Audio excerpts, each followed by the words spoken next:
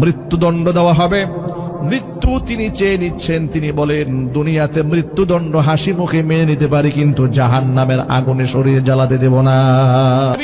রাহমাতুল লিল আলামিন তার কথা শোনা মাত্র মৃত্যুদণ্ড কার্যকর করলেন না। প্রথমে আগে তদন্ত করলেন যে লোকটা নিজে থেকে স্টেটমেন্ট দিচ্ছে, আসলে এই লোকটা কি আবিহি জুনুনুন, তার মধ্যে পাগলামি আছে নাকি সে মদ পান করে, তার মধ্যে মাতলামি আছে নাকি। এলাকার লোকদের কাছে তথ্য নেওয়া হলো, এলাকার সব মানুষ মিলে তথ্য দিয়েছে ও আল্লাহর নবী সাল্লাল্লাহু আলাইহি সাল্লাম মাইজ ইবনে মালিক আল আনসারী তিনি পাগল নন, তিনি মদখোর নন।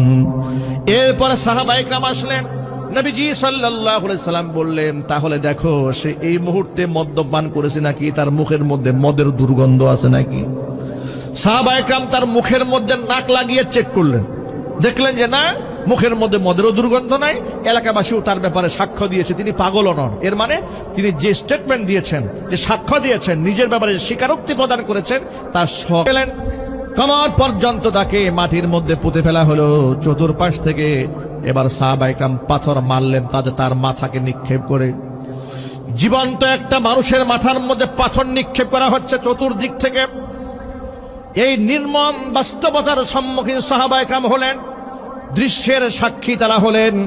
এমন সময় নবী করিম সাল্লাল্লাহু আলাইহি সাল্লামের বিশিষ্ট সাহাবী খালিদ রাদিয়াল্লাহু তাআলা আনহুর গায়ের মধ্যে মায়েজের গা থেকে রক্তের ফোঁটা ফিনকি দিয়ে গায়ের মধ্যে লেগেছে।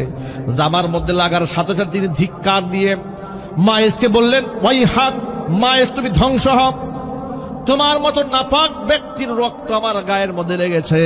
এই কথাটা যখন নবীজি সাল্লাল্লাহু আলাইহি সাল্লাম শুনতে পেলেন, বললেন, রে খালিদ, তুমি আমার সাহাবী মায়েজকে অভিশাপ দিও না, গলমন্দ করো না।